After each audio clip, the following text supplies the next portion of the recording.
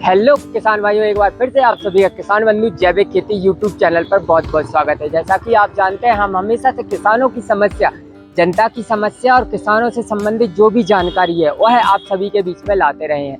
आज हम कुछ पौधों से संबंधित जानकारी लेकर आए हैं। इसके तहत एक सीरीज भी हम स्टार्ट करने वाले हैं। इसके अलावा जो सरकारी योजनाएं हैं जिसके तहत किसान अपने खेतों पर पौधे लगा सकता है, फ्री में पौधे लगा सकता है, किस प्रकार से लगा सकता है, इस योजना के बारे में भी हम इस वीडियो में बताएंगे। वीडियो पूरा देखिएगा।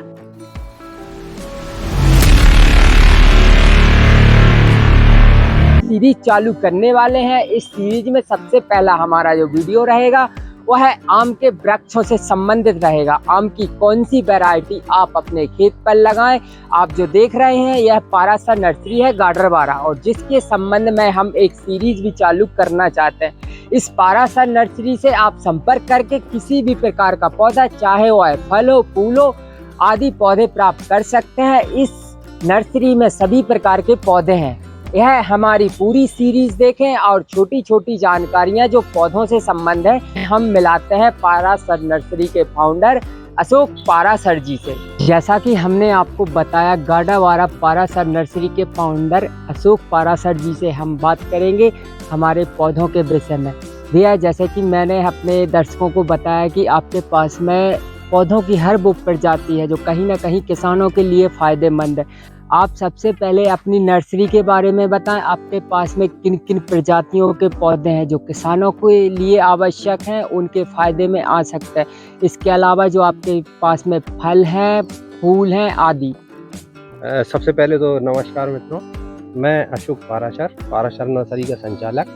तो आज मैं आपको इस विषय में यह जानकारी देना चाहूँगा कि कृषक बंधुओं के लिए आवश्यक और उपयोगी जो प्रजातियां हैं फलों में, लकड़ी की जो प्रजातियां हैं और जिन प्रजातियों से वह एक निश्चित आय एक कुछ समय पश्चात सीमित संसाधनों में प्राप्त कर सकते हैं। तो सबसे पहले तो मित्रों, मेरे पास जो है फलदार की प्राय सभी प्रजातियां, जैसे आम, अनार, अमरूद, चीकू, मौसम्बी, संतरा, लीची, अंजीर, कमरख और इसके अतिरिक्त भी और अन्य प्रजातियां हैं जो उपलब्ध हैं। और संभवतः इनमें 90 से 95% प्रजातियां जो हैं वह अपने इधर पूर्ण रूप से फसल देने में और उत्पादन देने में इस क्षेत्र में सक्षम हैं। और आजकल इन सब प्रजातियों में उन्नत किस्में भी उपलब्ध हैं जो कम लागत में अधिक उत्पादन हमें दे पा रही हैं, और इनके लिए ज़्यादा मेंटेनेंस की आवश्यकता भी नहीं है। जो मूलभूत आवश्यकताएं हैं जैसे पानी, खाद और सीमित संसाधनों में आप उपयोग करके इन सब प्रजातियों से आय प्राप्त कर सकते हैं। यह जैसा कि शोभा के लिए जो फूल का उपयोग करता है व्यक्ति, उसमें कौन कौन सी प्रजाति? शोभादार प्रजातियों में तो जिस प्रकार की सुगंधित प्रजातियां हैं, जैसे चमेली है, रात रानी है, स्वर्ण चंपा है, पारिजात है, केवड़ा है, मधुकामिनी है और भी रजनीगंधा है, इस प्रकार की सुगंधित प्रजातियां हैं। फिर सजावटी में अगर बात करें तो जिस प्रकार की, जैसे मान लीजिए जो अधिक फूल देने वाली प्राय साल भर चलने वाली जो प्रजातियां हैं, इनमें जैसे एकजोरा है, टिकोमा है, गुलाब है और भी अन्य प्रजातियां जो वार्षिक हमें लगातार फूल कुछ समय का अंतराल लेके और हमें फूल प्रदान करती रहती हैं। जैसा कि हम हमारे जो दर्शक हैं उनके लिए यह वीडियो बनाने का हमारा जो मोटिव है, उनको सिर्फ बताना है कि अभी आप किस प्रकार से इनको उपलब्ध कर सकते हैं, किस प्रकार से इन पौधों से आपको फ़ायदा है। हमारे जो किसान दर्शक रहेंगे उनको हम योजनाओं के बारे में भी बताएंगे। पहला वीडियो हमारा जो रहेगा आम के वृक्ष के ऊपर रहेगा। इसके बाद हम जो रेगुलर सीरीज़ लेकर आएंगे जिसमें हमारे जो फलदार वृक्ष हैं आपने जो बताया उनके विषय में स्टेप बाय स्टेप एक एक पार्ट करके बनाएंगे हम। आप हमारे किसान दर्शकों को हमारे पहले पार्ट में बताएं कि आम का जो वृक्ष है, आम का कौन सी वैरायटी अपने नरसिंहपुर ज़िले की मृदा के लिए अति आवश्यक है और जिससे अधिक आय अर्जित कर सकता है, अधिक उत्पादन किसान ले सकता है। जी बिल्कुल, अपने यहाँ तो आम की प्राय हमारे क्षेत्र की मिट्टी में प्राय कई सभी प्रजातियाँ अच्छा उत्पादन देती हैं, लेकिन वर्तमान में उन्नत किस्मों में जो कि अभी कुछ पूसा संस्थान द्वारा और 10 से 15 साल पहले भारतीय रिसर्च इंस्टीट्यूशन द्वारा कुछ नई किस्में उपलब्ध कराई गई हैं, जिनमें आम्रपाली, जिसका मैंने व्यक्तिगत रूप से भी प्रयोग किया है और मेरी खुद की नर्सरी में भी जो है कुछ इसके वृक्ष लगाए हुए हैं। तो यह जो किस्म है, यह कहना चाहिए सघन वृक्षारोपण के लिए बहुत अच्छी किस्म है। इस किस्म में पौधों की जो हाइट है जी। वह बहुत कम होती है। 5 से 7 फुट की हाइट जो होती है 3 से 4-5 वर्ष में पौधों की, इससे ज़्यादा हाइट नहीं जाती, जिससे किसानों के लिए यह प्रजाति जो है पूर्णतया मैनेज करने के लिए बहुत उचित है। जी।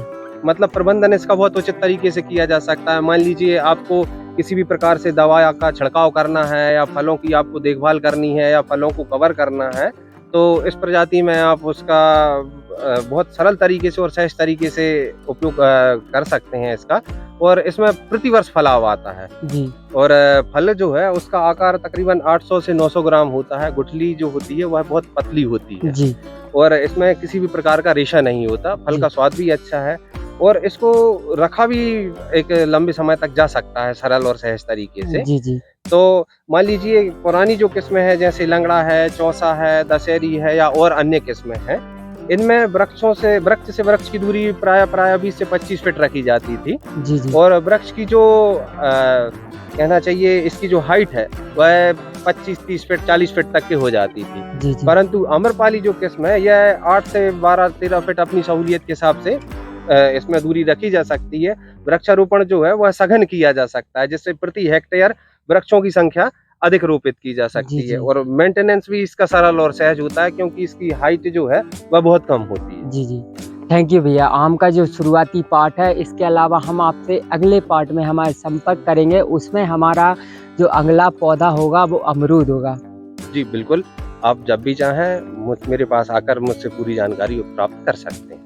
धन्यवाद। ऐसा कि आप हमारे पीछे देख पा रहे हैं, यह पारासर नर्सरी का उत्पादन केंद्र है, जहां पर इन पौधों की तैयारी की जाती है और किस प्रकार से आप इन पौधों को उपलब्ध कर सकते हैं, इसके विषय में भी हम आपको आगे और भी वीडियो में बताएंगे हमारे अशोक पाराशर जी।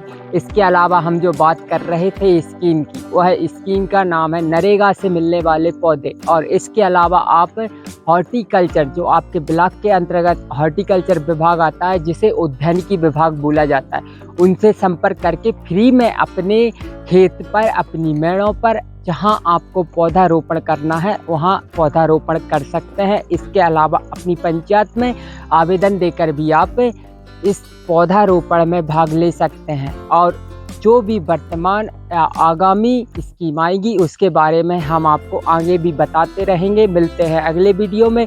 हमारे चैनल को सब्सक्राइब करें, अपना प्यार हमारे ऊपर दर्शाएं, जिससे कि हम आपके लिए और भी ऐसे वीडियो लाते रहें। मिलते हैं अगले वीडियो में। जय हिंद, जय भारत, जय।